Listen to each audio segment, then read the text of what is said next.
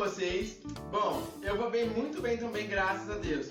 Pra quem não me conhece, meu nome é Augusto e eu sou educador de teatro do Lar de Fátima do Núcleo Planalto. Essa é mais uma aula do Lar de Fátima na web. Tá esperando o quê? Vem comigo!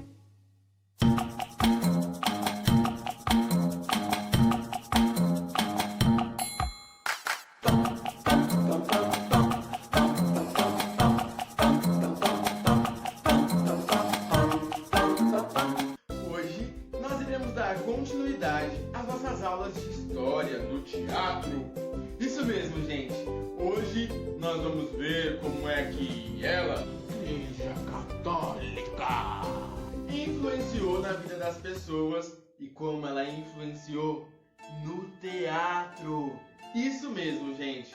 Só recapitulando as nossas passadas aulas, nós falamos desde lá da Grécia até o Império Romano Antigo, passando ali pela queda do Império Romano Antigo e chegando ali à ascensão da Igreja Católica com o poder dos feudos e tudo mais. Nisso tudo, a gente acabou falando que o teatro teve seu fim. Só que o que a gente tem que ressaltar é que o teatro ressurgiu. E é sobre esse ressurgimento do teatro e também sobre como a Igreja Católica usou ele que nós vamos falar hoje. Mas para! Como é que o teatro, que havia sido proibido pela própria igreja, voltou nas mãos da própria igreja? Isso mesmo, pessoal. Foi numa cerimônia ritualística da Igreja Católica que o teatro retornou. Sim! E o melhor de tudo isso é que voltou numa cerimônia que celebrava o renascimento de um Deus na primavera. Eu ouvi nascimento de um Deus na primavera? Então a gente está falando de Dionísio? Não, gente, nós não estamos falando de Dionísio, que é, aliás, o nosso deus do teatro. Mas sim, nós estamos falando dele.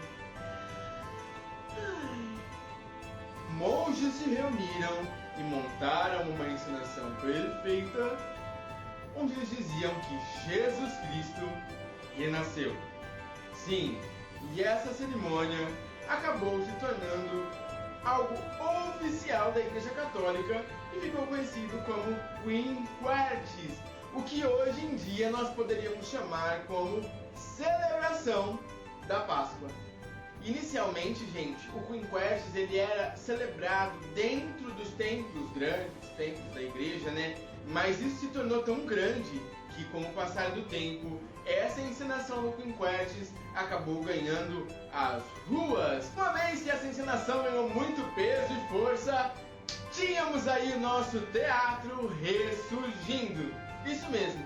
E o que era uma simples encenação de Páscoa ali no mosteiro da Suíça acabou se tornando algo muito maior e podemos dizer aí que acabou se tornando a grande volta do teatro. Isso porque, no lugar da peça do renascimento de Jesus, nós acabamos ganhando várias outras peças com temas cristãos e várias outras histórias sobre passagens bíblicas e coisas parecidas. Os nossos artistas, infelizmente, não tinham lugar porque essas encenações eram feitas pelos próprios monges da igreja. Essas, como Autos e Paixões, acabaram se tornando cada vez mais populares e a Igreja Católica começou aí a disseminar o seu poder também através das linguagens artísticas. Se tornando cada vez mais popular, a Igreja usava o teatro como algo também para afastar aí um profeta que vinha do Oriente e que falava também sobre paz e amor e tudo mais. O nome dele era Maomé. Voltando à sede de poder da igreja e como ela dominava as pessoas, a gente tem que falar, é claro, do nosso protagonista, ou o personagem principal da maioria das encenações da Igreja Católica, o Diabo. A igreja começou a usar temas como o inferno e o diabo para colocar medo nas pessoas. Isso porque, se eu colocasse medo nas pessoas, automaticamente eu poderia controlar a população em geral e também, fazer com que elas se afastassem cada vez mais dessa nova filosofia de vida do Maomé que eu acabei de falar. E aí pronto, a partir daquele momento, o diabo era culpado de tudo o que acontecia na humanidade. Sim! Se fosse nos dias de hoje, tropecei, olha ele lá. Estacionei meu carro errado, olha ele lá de novo. Eu fiz alguma coisa errada, olha o diabo lá de novo. Se fosse nos dias de hoje seria assim. Vamos entrar no acordo que numa época em que não existia nem televisão, e nem livros, e nem nada desse tipo, as pessoas automaticamente iriam acreditar mesmo no que era popular, né? E as encenações da Igreja Católica, que antes eram em latim e ficaram tão grandes que elas ganharam as suas versões nas linguagens traduzidas originais de cada país. Sim, a partir daquele momento as pessoas tinham o direito e a permissão de assistir às encenações em sua própria linguagem, tornando assim a linguagem bíblica algo cada vez mais popular e acessível. E no alto dessas encenações teatrais inspiradas em feitos bíblicos e católicos, nós acabamos ganhando carros alegóricos com muitos efeitos especiais que para a época não permitiria que ninguém, tivesse vontade de pecar, porque davam muito e muito medo. Encenações que mostravam a luta do bem contra o mal e que no final mostravam Deus ali fulminando o capetinha com raio e tudo mais. Os artistas da época acabaram ficando meio que de lado, porque a igreja tomou conta de tudo e os monges eram que encenavam.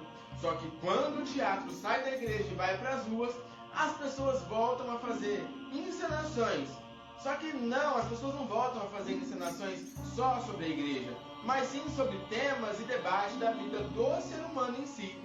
Lógico que a igreja se mostrou muito relutante em referente a isso, e até proibiu os clérigos, ou seja, os freis e os bispos lá, de encenarem coisas que não tinham a ver com histórias bíblicas. Mas o teatro, com a sua força solene e poderosa que veio lá da Grécia, resistiu. Sendo assim, nem a Igreja Católica dessa vez conseguiu parar a nossa arte aí, né, gente? Porque o teatro voltou e voltou com tudo. E o que durante o tempo foi se reafirmando e firmando novas culturas e se adentrando na cultura de novos países da Europa Ocidental que viriam a se formar, como a França, a Inglaterra, a Espanha e tudo mais. Prosseguindo assim, para chegar no teatro que nós temos hoje em dia. Esse teatro tão bom, né, gente? E foi a partir desse retorno do teatro que muitas outras coisas e muitos outros desfechos aconteceram. Mas é claro que eu não vou contar isso pra vocês. Sim, eu vou contar, só que eu não vou contar agora porque isso é tema para as nossas próximas aulas de História do Teatro. É por isso que eu te digo, continua ligadinho aí, que nas próximas semanas eu vou te contar como é que isso continua até chegar nos dias de hoje. E aí, meu querido, gostou da aula? Tem algum comentário a fazer, alguma pergunta? Eu vou adorar responder suas perguntas aí na nossa caixa de comentários, viu? Tô esperando! Bom, gente, pra quem gostou da minha aula, eu agradeço muito. Essa foi mais uma aula do Lar de Fátima na web. Meu nome é Augusto, eu sou educador de teatro do Lar de Fátima do Núcleo Planalto e eu espero vocês na minha próxima aula. Tchau, tchau!